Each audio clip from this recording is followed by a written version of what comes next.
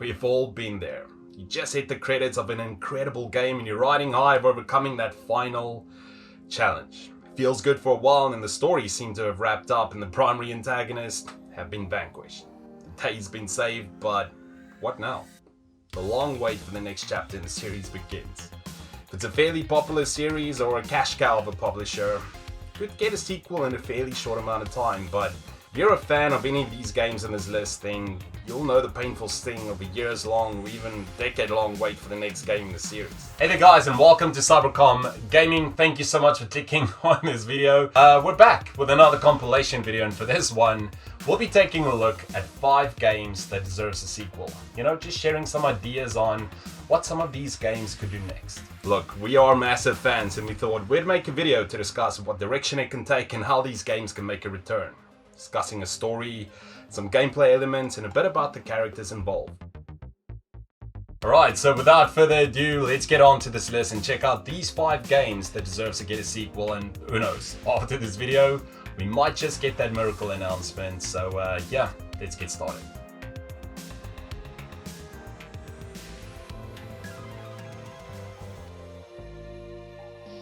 First on our list is one of the best received series in a legendary franchise, Castlevania, Symphony of the Night.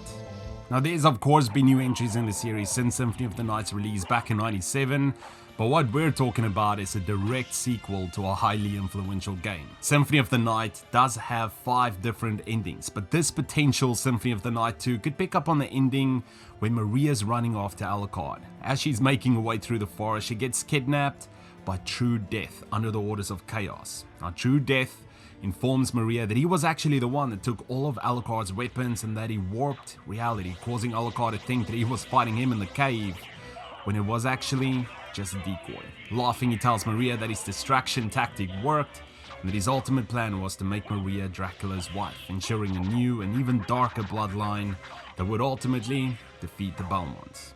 True Death then opens a dimensional rift and resurrects Dracula, handing him all of the weapons he took from Alucard in the first game. He also summons countless spirits and demons, equipping them with dark arts magic and the ability to counter Alucard's attacks using their lessons from the first death. As Alucard is making his way through the forest, he realizes something is wrong, turns around, heads back, and sees the castle reappears. A concerned Alucard heads back into the castle. Alright, so look, if Symphony of the Night were to ever get made, the graphics and sprite animation should remain faithful to the original, using modern technology to sharpen the visuals as they were presented in Castlevania Requiem. The enemies of the sequel should also take on a more mutated, rotten appearance to reflect the first encounter with Alucard and subsequent reanimation. As always, a few new enemy types would also be appreciated. Okay, so for the music for Symphony of the Night 2, it would be awesome if Michiru Yamane could return or even rearrange and reuse some of her original pieces from the first game, while of course creating more modern compositions. Having as many of the voice actors return as well would be freaking crazy, especially Alucard and Dracula.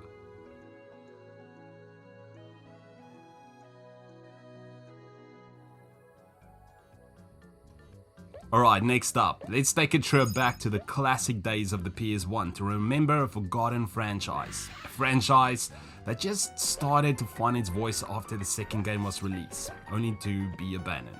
Look, I know you guys remember that delightful little green fellow known as Croc. Now let's talk some Croc 3.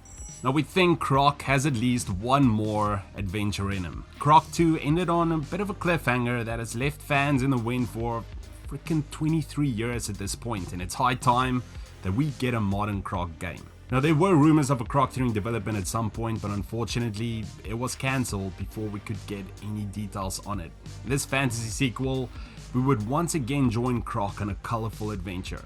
Even after he reclaimed all of the jigsaw pieces and recovered all of the eggs the evil Baron Dante stole, that villain is still at large. So, Croc 3 would cover Croc's final stand against the Baron, wrapping up a trilogy in a satisfying way, while maybe even leaving the door open for more Croc games. Okay, but before we get ahead of ourselves with even more Croc adventures, here's how a third game would go down.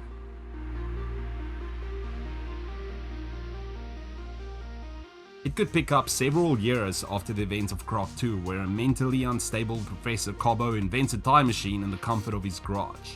This is when a Dantini spy reports the news of the creation back to the much older and battered evil Baron Dante, who has taken shelter in his secret world while he's plotting his return. Baron Dante then teleports himself to the Professor's garage and forces him to program the machine to take him and his minions back in time before Croc was strong enough to stop him.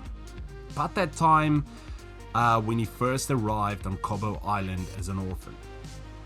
His evil plan to eliminate Croc as a defenseless child, securing his reign and creating a path of his ultimate goal, which is to enslave all of the Cobos while also draining their secret magical powers to de-age himself.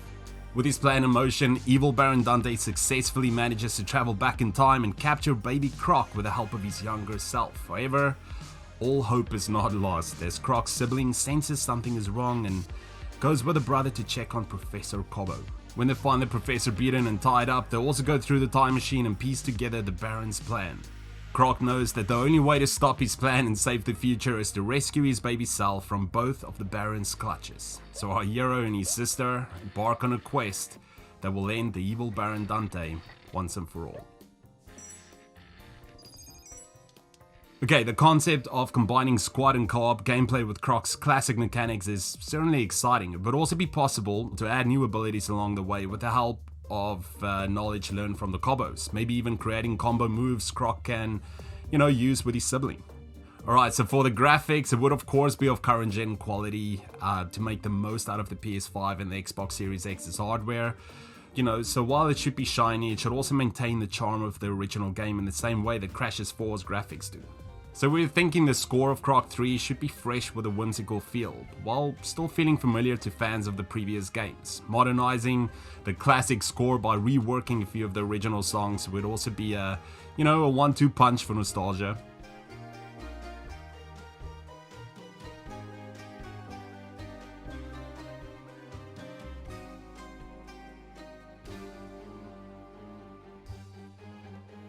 Alright, those of you who were around to see the debut of Jak and Daxter on the PS2 would know how magical that first game was. Now there's been several sequels since then and not all of them were beloved by the fans. For example, Jak 2, but look, a return to one of Sony's most iconic duos would be an incredible idea.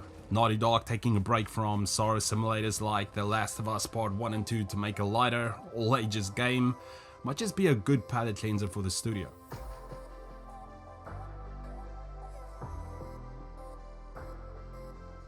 Alright, so we were thinking there's quite a few potential ways Jak and Daxter 4 or 5 could go if The Lost Frontier was considered to be a canon fourth game. I mean, the sequel could take place after the events of this game, following or going back to the series' roots and feel like the precursor legacy in terms of style and gameplay. Would be interesting to see how a storyline similar to Ratchet & Clank Rift Apart would play out in the Jak and Daxter universe, where the two titular characters and Kira are split up for the majority of the game, need to fight their way back to each other, culminating in an action-packed finale where the friends are able to team up and save the day.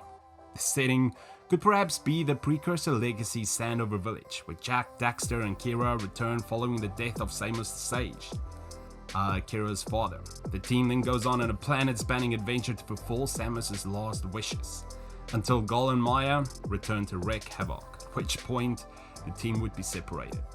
Man, we have to bring Jak and Daxter into the modern day. I mean, the last game was released like in 2009. I mean, with advanced visuals that are possible today while staying true to the franchise's signature art style, we think it's going to be the best way to go about the sequel. Think about how amazing Rift Apart looks and the possibilities of a current gen Jak and Daxter. That would be pretty cool.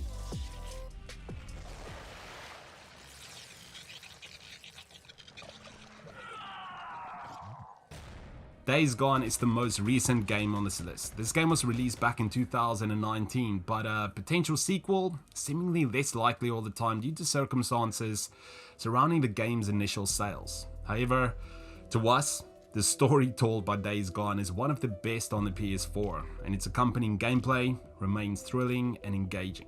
The game absolutely deserves a sequel, and this is how a sequel might play out. So, after the main storyline is completed at the end of Days Gone, you guys are dumped back into the open world to wrap some things up and get into some more trouble with hordes of zombies. Over the course of completing these side quests, you'll hear back from that O'Brien, that neuroscientist. He asks to meet up with you, and when you do, you get a cutscene where he reveals that he's been infected with a zombie virus. He explains that Nero knew all along that the virus was mutating aggressively beyond their control, and it was essentially he was essentially a test subject to them.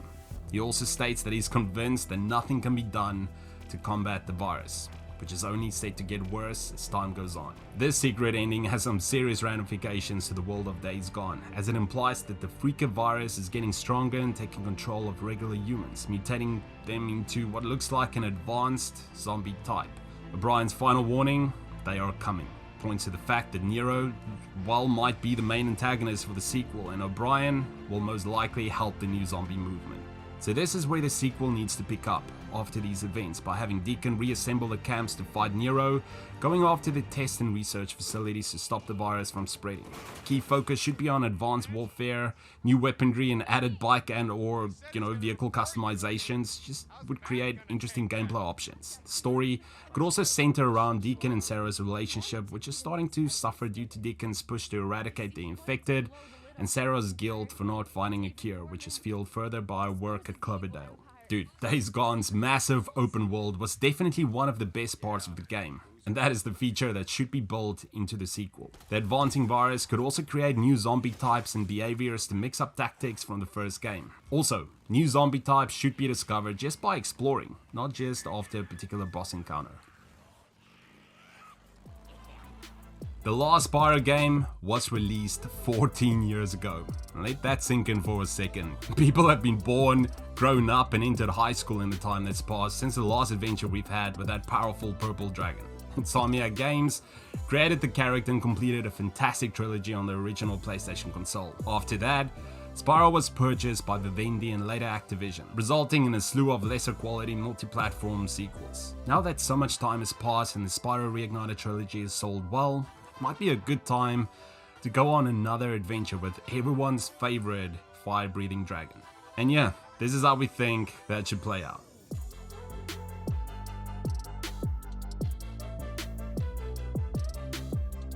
We think that the next outing with Spyro should take some inspiration from Ratchet and Clank Rift Apart, but in a different way. It should be a multiverse game, man. And look, since Activision owns both Spyro and Crash, the next Spyro game could have like a tie-in with Crash Bandicoot 4, it's about time. After Spyro defeated the sorceress to save the newborn dragon hatchlings in Spyro 3, Year of the Dragon, the female dragons return to the dragon world to reunite with their mates and the baby dragons. Bianca has since become the new sorceress of the Forgotten World, puts out a call to all of the dragons to return to live with her. Most dragons answer her call, but some choose to stay in the dragon world. Meanwhile, it is discovered that Ripto somehow survived his lava-based demise in the end of Spyro 2, Ripto's Rage. He decides to team up with Spyro's oldest enemy, Nasty Nork, to join forces and take their revenge on Spyro. But before they can eliminate Spyro, a new villain emerges, the evil sorcerer known as the Dark Dragon, who plans to bring the dragon species to its knees, causing them to go extinct.